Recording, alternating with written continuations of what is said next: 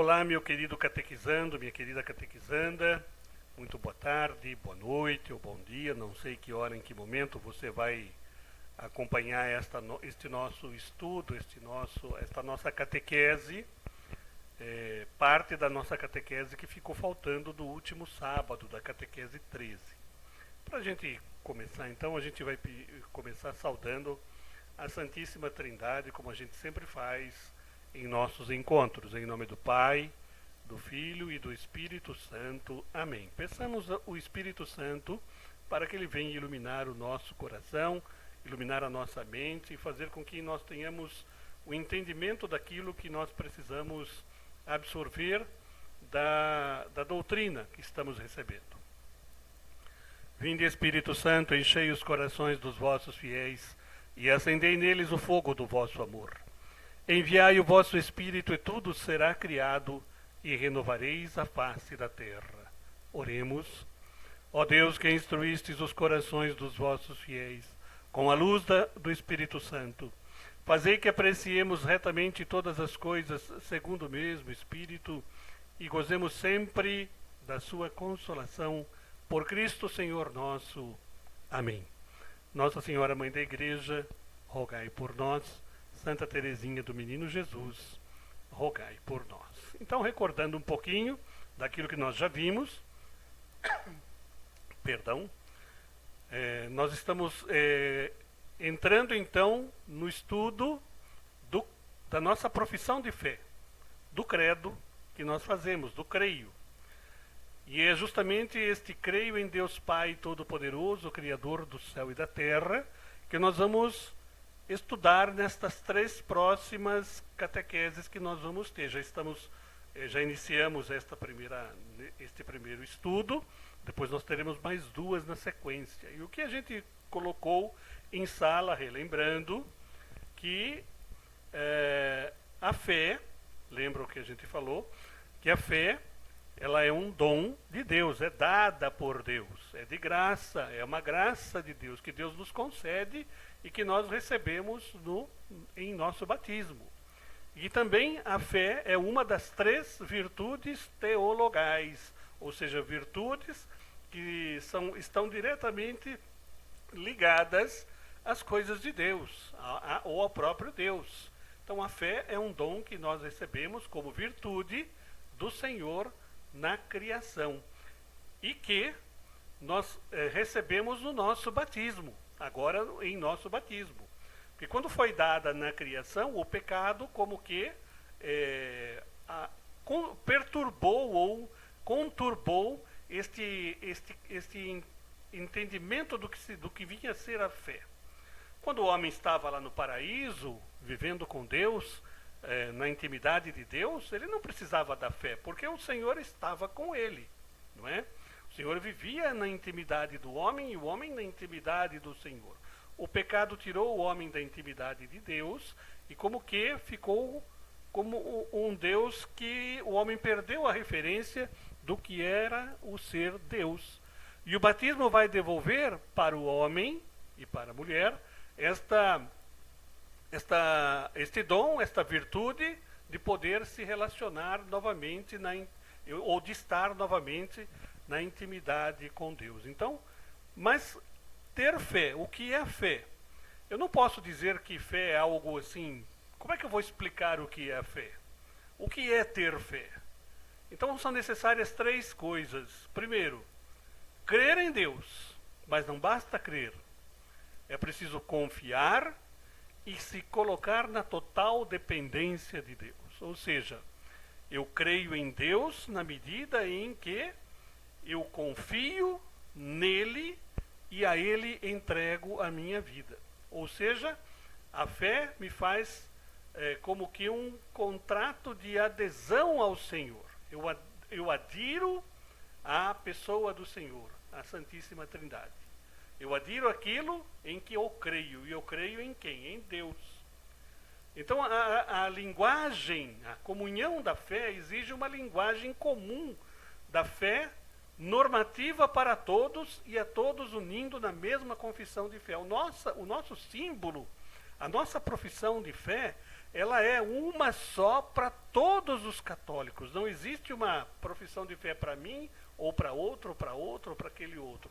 É uma só, é a fé da igreja. Por isso a gente, quando está em reunião, quando a gente está na missa, principalmente, quando nós fazemos a nossa profissão de fé, nós já temos ali as palavras que exprimem verdadeiramente em quem nós acreditamos e em que nós acreditamos, não é?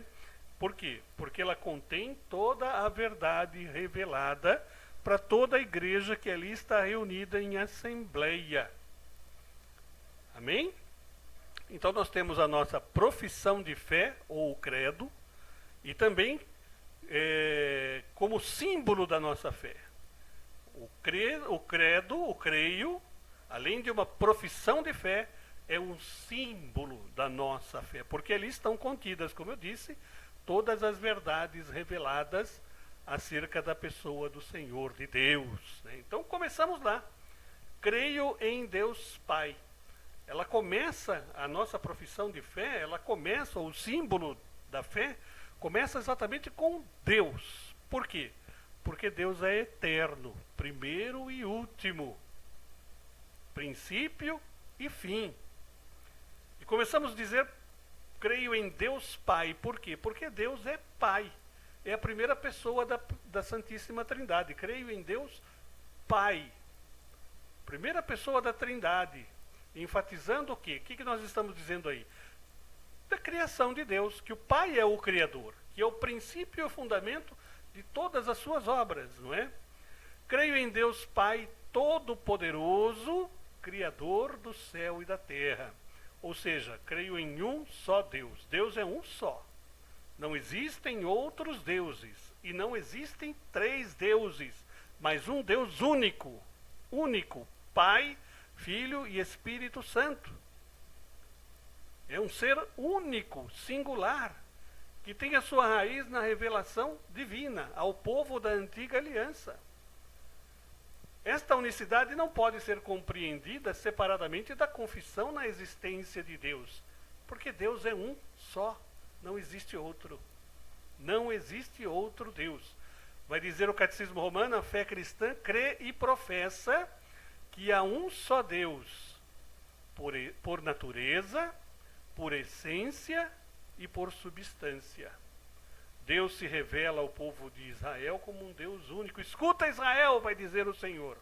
O Senhor nosso Deus é o único Senhor. E aí então vem o imperativo. Amarás o Senhor teu Deus com todo o teu coração, com toda a tua alma e com todas as tuas forças. Deuteronômio 6, 4 a 5. Também os profetas vão anunciar este Deus único e verdadeiro, que Ele é único Deus e verdadeiro Deus. E o Senhor vai dizer assim, através do profeta Isaías, voltai-vos para mim e sereis salvos, todos os confins da terra, porque eu sou Deus e não há outro. Não há outro Deus. Não existem outros deuses. Não existem. Existe um Deus único. Um só é Deus. Os outros são lendas, mitologias, figuras criadas pela mente humana na tentativa de buscar um relacionamento com o transcendente, com o sagrado, né? E ele vai dizer assim, diante de mim se hão de dobrar todos os joelhos, em meu nome hão de jurar todas as línguas e dirão, só no Senhor existem a justiça e o poder. E o Jesus vai confirmar a todos a verdade, ou essa verdade do Deus único e verdadeiro, pregando a necessidade que nós devemos amá-lo sobre todas as coisas e com todo o nosso entendimento, com todas as nossas forças e de todo o nosso coração.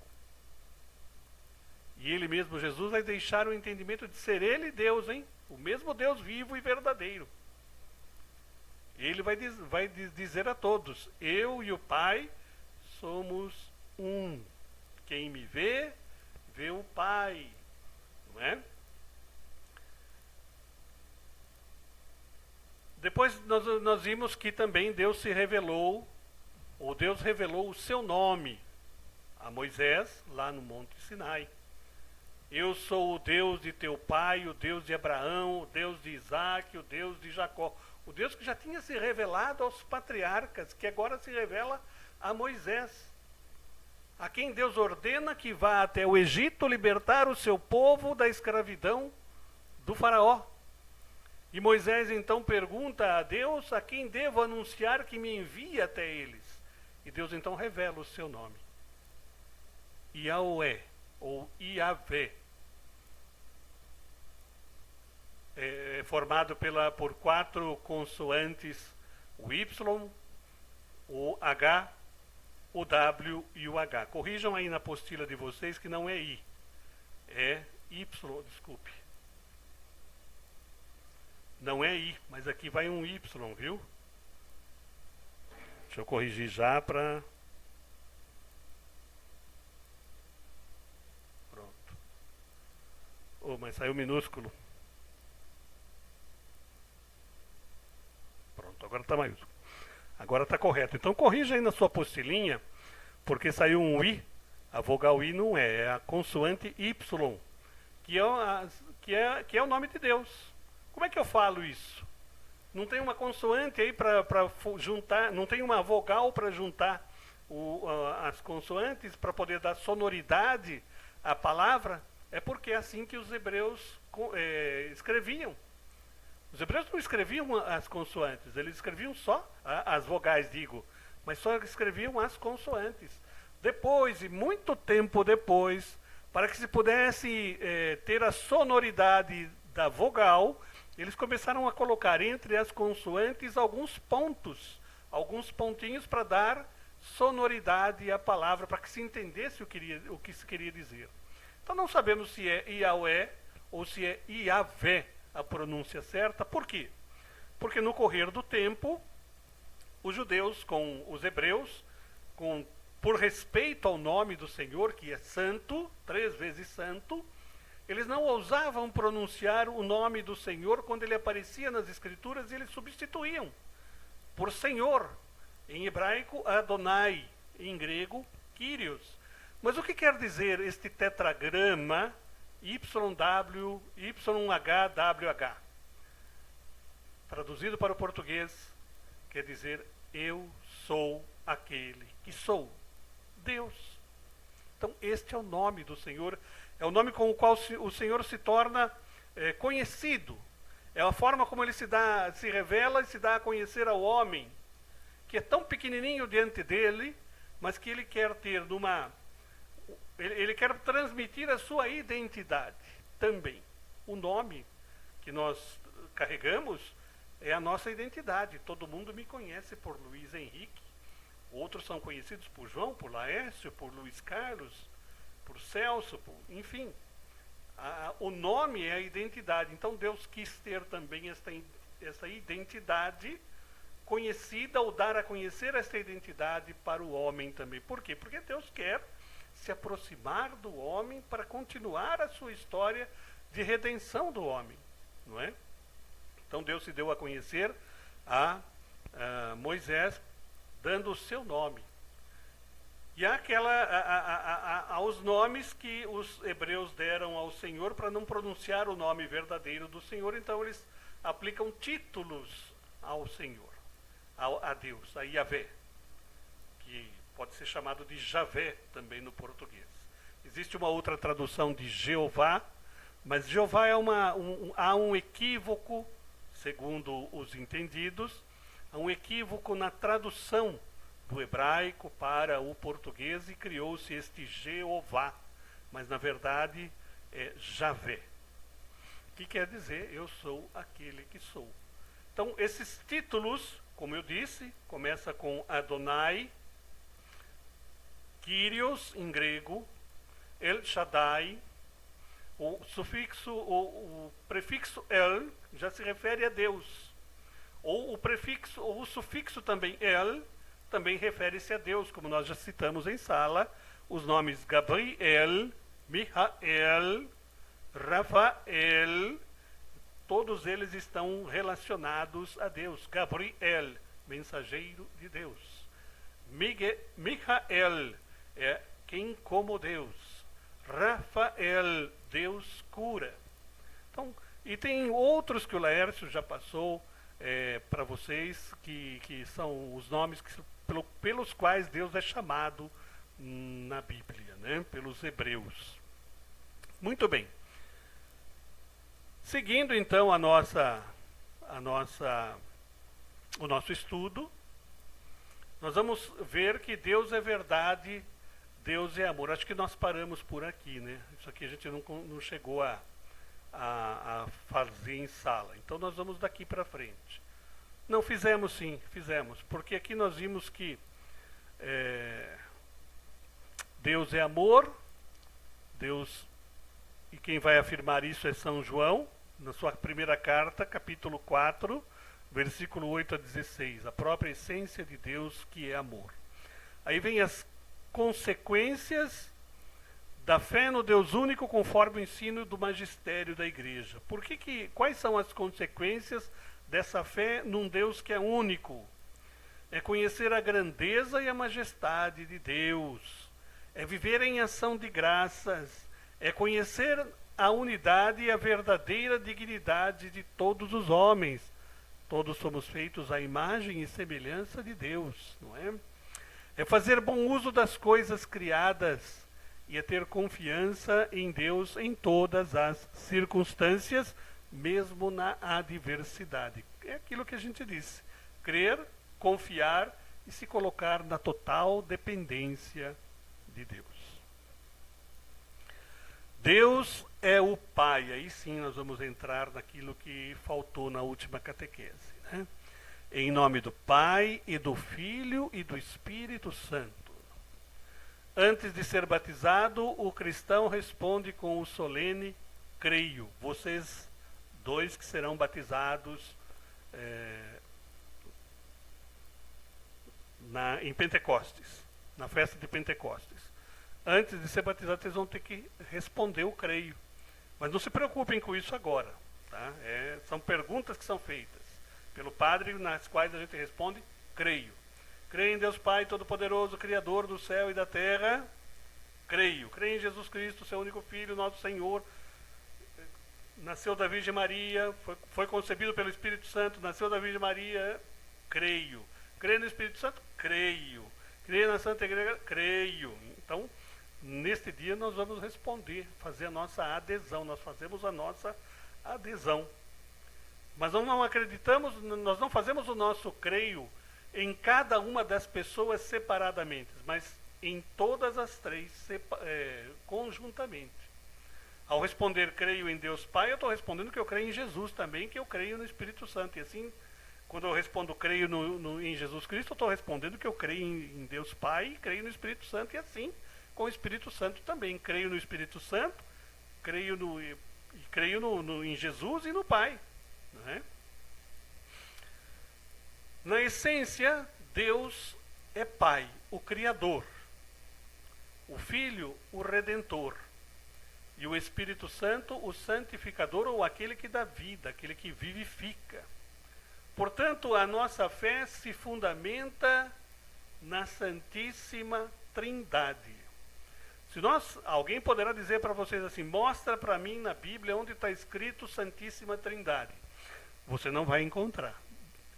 Com essa terminologia você não encontra esta Santíssima Trindade.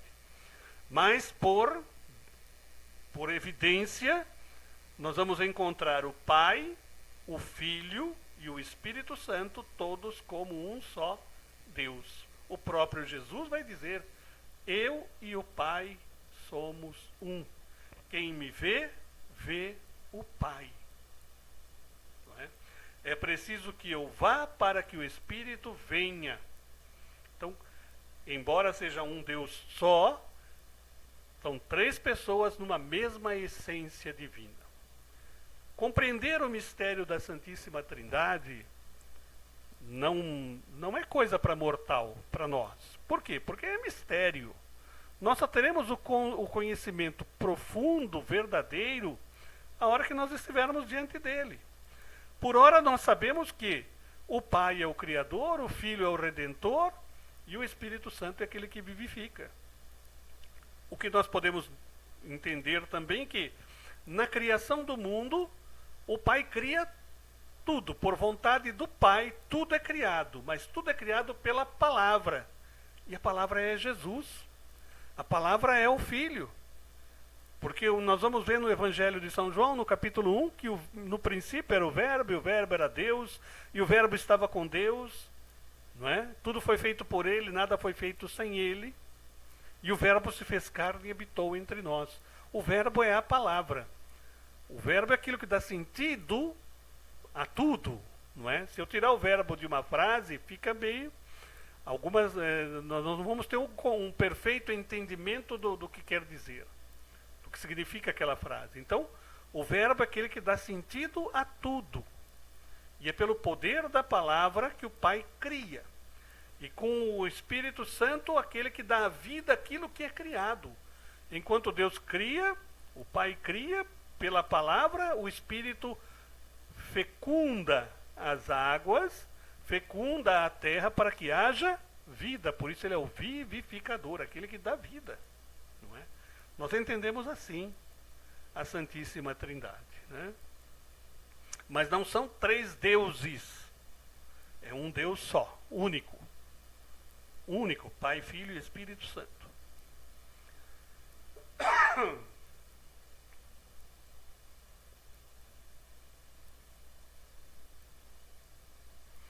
Olha lá, ó, este mistério aqui embaixo, ó, este mistério trinitário somente pode ser conhecido e revelado pelo Altíssimo, sendo inacessível à simples razão humana. Então não dá para compreender.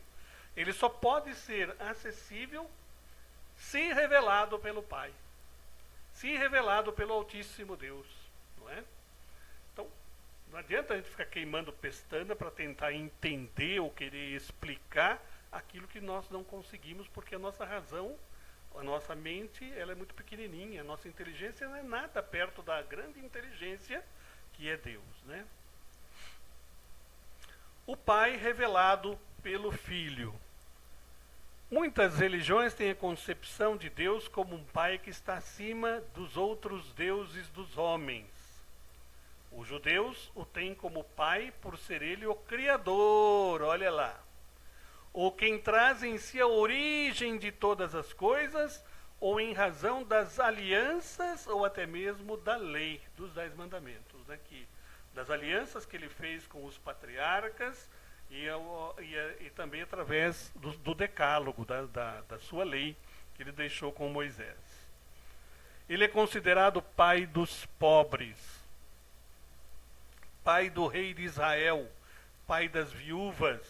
Por que das viúvas? Porque as viúvas, quando viúvas, ficavam abandonadas, entregues à própria sorte, se não tivessem quem cuidasse delas. Então ficavam todas sob a proteção do pai. A linguagem da fé evidencia 2 aspectos dessa forma tratativa de Deus como um pai.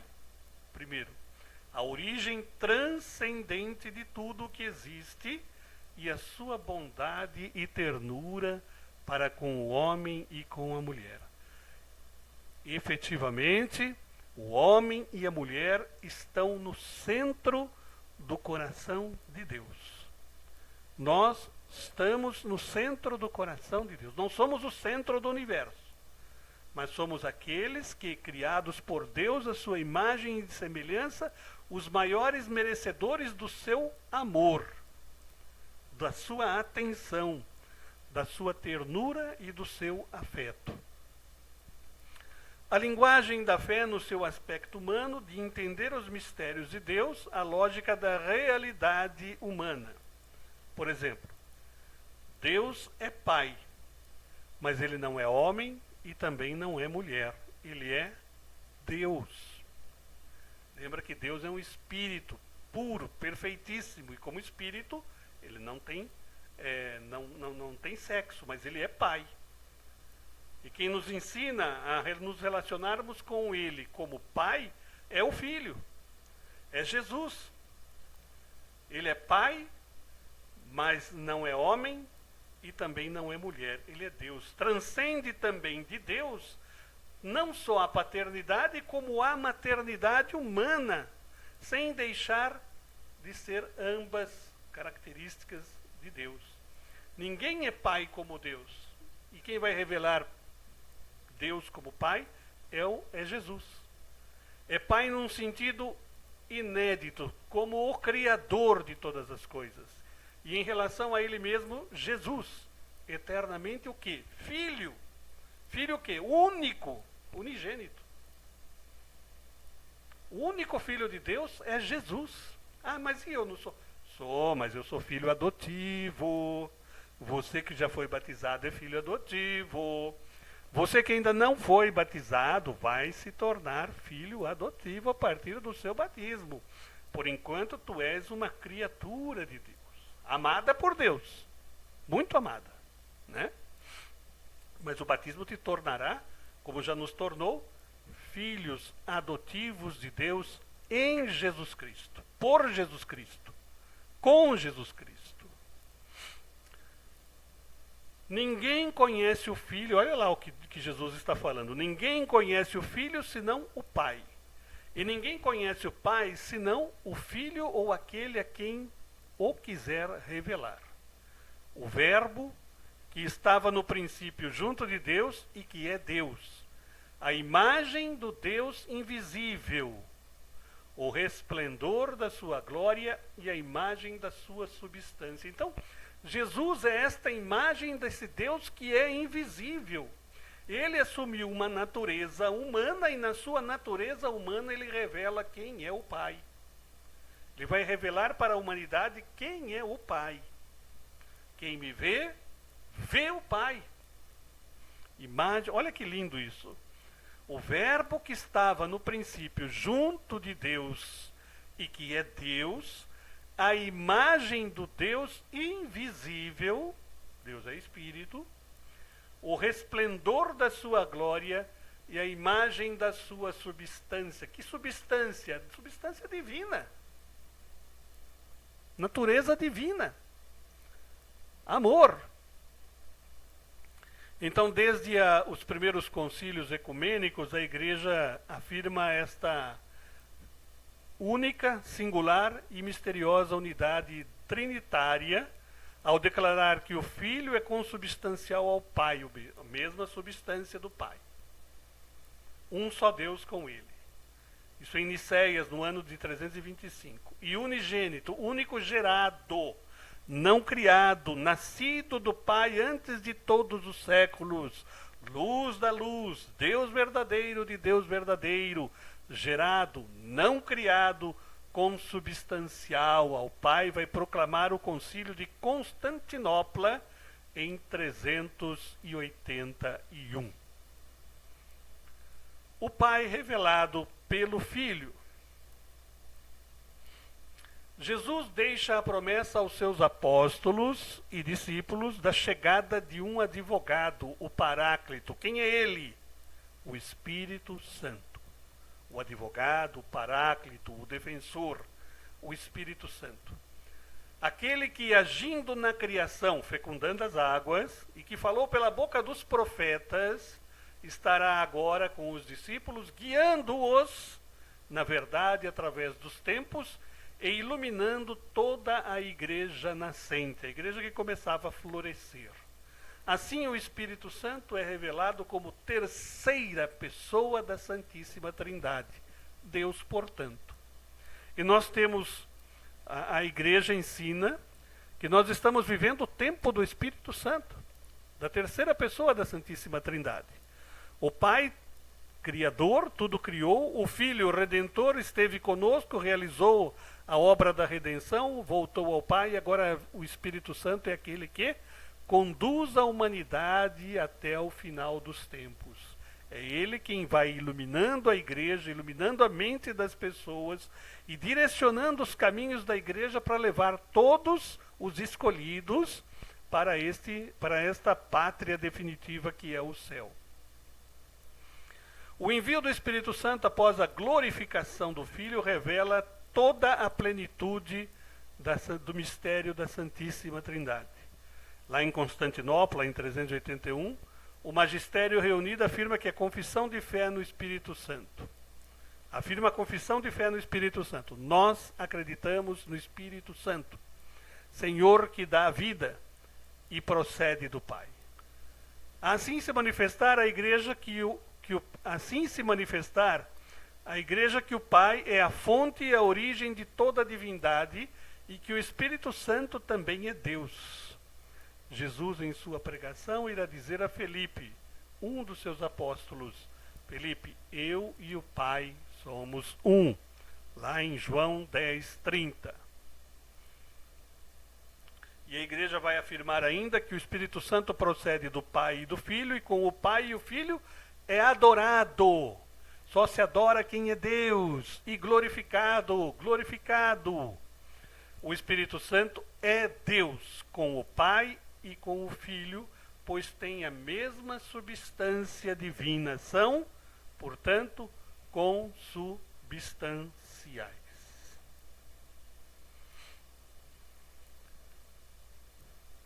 A tradição latina do Credo confessa que o Espírito procede do Pai e do Filho, filioque. O Concílio de Florença, em 1438, explicita: o Espírito Santo recebe a sua essência e o seu ser ao mesmo tempo do Pai e do Filho, e procede eternamente de um e de outro como de um só princípio e por uma só expiração. Por quê? Tudo o que é do Pai, o próprio Pai o deu ao seu Filho unigênito, gerando-o, com exceção do seu ser de Pai. Esta mesma procedência do Espírito Santo, a partir do Filho, ele a tem eternamente do seu Pai, que eternamente o gerou. Catecismo da Igreja Católica. Parágrafo 286. O dogma da Santíssima Trindade. A Trindade, ela é una. Não existe outro Deus, nós já falamos. E não há uma divisão da divindade entre as três pessoas da Santíssima Trindade.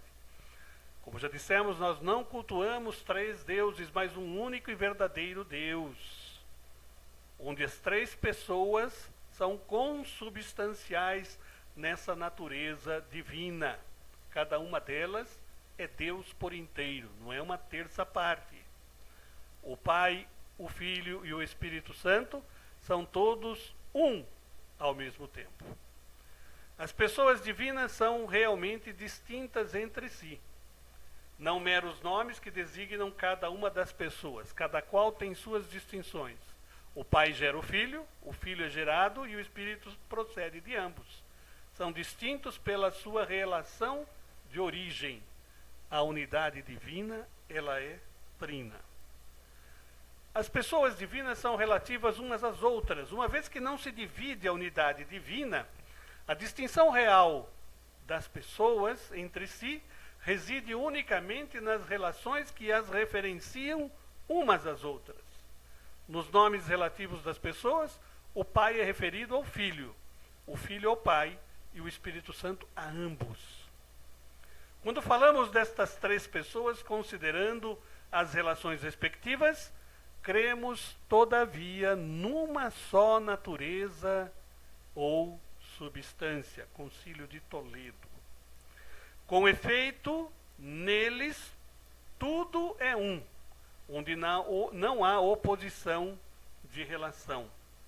Por causa dessa unidade, o Pai está todo no Filho e todo no Espírito Santo. O Filho está todo no Pai e todo no Espírito Santo. O Espírito Santo está todo no Pai e todo no Filho. Mesmo Concílio de Florença. São Gregório Nazianzo, um dos patriarcas lá do início do cristianismo, falando aos catecúmenos, aqueles que buscavam o batismo: antes de mais nada, guardai-me este bom propósito, pelo qual vivo e combato, com o qual quero morrer, que me dá coragem para suportar todos os males e desprezar todos os prazeres. Refiro-me à profissão de fé no Pai e no Filho e no Espírito Santo. Eu vou-la confio hoje, É por ela que, daqui a instantes, eu vou mergulhar-vos na água e dela fazer-vos sair. Eu vou-la dou por companheira e protetora de toda a vossa vida. Dou-vos uma só divindade e potência, uma nos três e abrangendo os três de maneira distinta. Divindade sem diferença de substância ou natureza, sem grau superior que eleve, nem grau inferior que abaixe. É de três infinitos a infinita connaturalidade. Deus integralmente, cada um considerando em si mesmo. Deus, os três considerados juntamente. Assim que comecei a pensar na unidade, logo me encontrei envolvido no esplendor da Trindade. Mal começo a pensar na Trindade, logo a unidade sou reconduzido. Foi São Gregório Nazianzo quem ensinou isto aos catecúmenos e que a Igreja ensina até hoje. As obras divinas e as missões trinitárias. Deus é a eterna bem-aventurança, eterna felicidade. Vida imortal, luz sem ocaso. Não tem sombra, não tem trevas. É luz sem ocaso. Deus é amor. E por assim ser, Pai, Filho e Espírito Santo, Deus quer nos fazer participantes da sua eterna bem-aventurança. Foi para isso que Ele nos criou, para que vivêssemos a eterna bem-aventurança. Por sua livre e espontânea vontade, seu desígnio é comunicar-nos a vida dele, a sua vida, a vida dele, e a sua eterna graça santificante. A graça santificante nós recebemos no nosso batismo. Esta graça nós já tínhamos lá no paraíso, perdemos por conta do pecado. A recuperamos em nosso batismo e a cada confissão que fazemos. Tal é o mistério da sua vontade, que ele concebeu antes da criação do mundo em seu Filho muito amado, uma vez que nos destinou de antemão a que nos tornássemos seus filhos adotivos por Jesus Cristo. Quer dizer, a sermos conforme a imagem do seu Filho. Romanos 8, 29. Graças ao Espírito que faz de vós filhos adotivos. Romanos 8, 15. Este desígnio é uma graça que nos foi dada desde toda a eternidade, a qual procede imediatamente do amor trinitário. E este amor manifesta-se na obra da criação, em toda a história da salvação depois da queda, e nas missões do Filho e do Espírito, continuadas pela missão da Igreja, Concílio Vaticano I. Toda a obra, naquilo que se oferece por economia divina, tem uma mesma operação comum à Santíssima Trindade.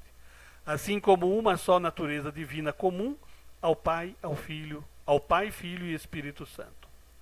A obra da criação e da redenção, ou seja, da economia divina, comum às três pessoas da Santíssima Trindade. Não são três princípios das criaturas, mas um único princípio que é comum ao Pai, ao Filho e ao Espírito Santo. No entanto, cada pessoa divina realiza a obra comum segundo a sua propriedade pessoal. O Pai é Criador, o Filho é Redentor, o Espírito Santo é o Vivificador. No entanto, é assim que a Igreja confessa na sequência do Novo Testamento. Um só Deus e Pai, de quem são todas as coisas, um só Senhor Jesus Cristo, para quem são todas as coisas, e um só Espírito Santo, em quem são todas as coisas. Segundo o Concílio de Constantinopla, olha, um só Deus, de quem são todas as coisas, proprietário. Um só Senhor Jesus Cristo, para quem são todas as coisas, herdeiro. Um só Espírito Santo, em quem são todas as coisas, aquele que realiza todas as coisas. A finalidade última da economia divina é a nossa participação na eterna bem-aventurança divina, na eterna felicidade, na eterna alegria. na vida divina, ou seja, Deus nos fez por amor, para o amor, e seu desejo está na nossa adesão à sua vontade, explicitada pelo seu imenso amor elevado à cruz no Calvário.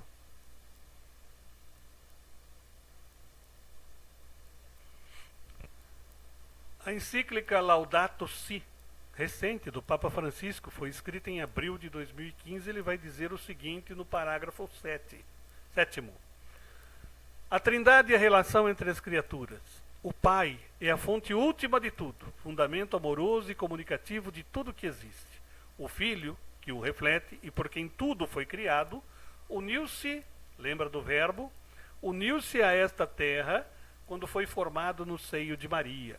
O Espírito, vínculo infinito de amor, está intimamente presente no coração do universo, animando e suscitando novos caminhos. O mundo foi criado pelas três pessoas como um único princípio divino, mas cada uma delas realiza esta obra comum segundo a sua própria identidade pessoal. Por isso, quando admirados contemplamos o universo na sua grandeza e beleza, devemos louvar a Trindade, ou a inteira Trindade, o Pai, o Filho e o Espírito Santo. Para os cristãos, acreditar num Deus único é comunhão trinitária. Leva a pensar que toda a realidade contém em si mesma, uma marca propriamente trinitária. São Boaventura chega a dizer que o ser humano, antes do pecado, conseguia descobrir como cada criatura testemunha que Deus é trino. O reflexo da Trindade podia-se reconhecer na natureza. Quando este livro não era obscuro para o homem, nem a vista do homem se tinha turvado. Este santo franciscano, ele está falando de São Francisco, ensina-nos que toda a criatura traz em si uma estrutura propriamente trinitária, tão real que poderia ser contemplada espontaneamente se o olhar do ser humano não estivesse limitado, obscurecido e fragilizado.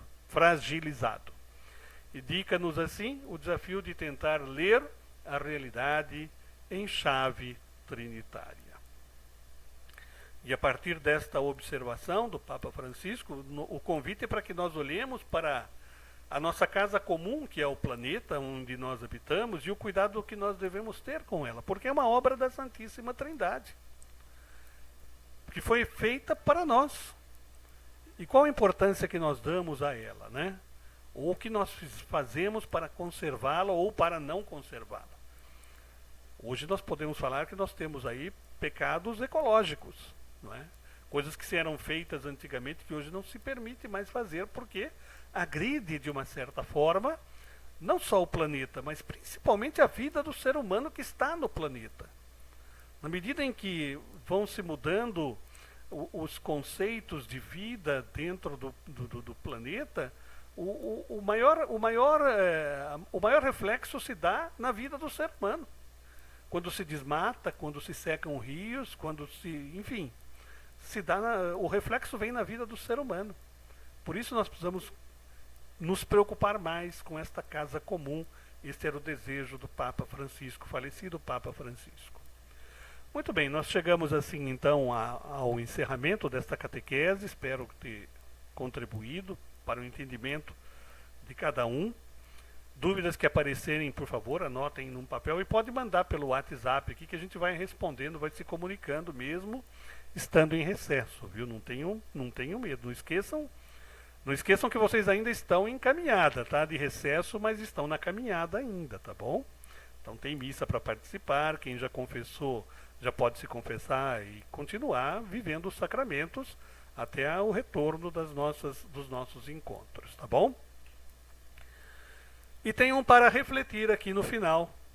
Qual é a sua concepção sobre quem é Deus? Então escreva.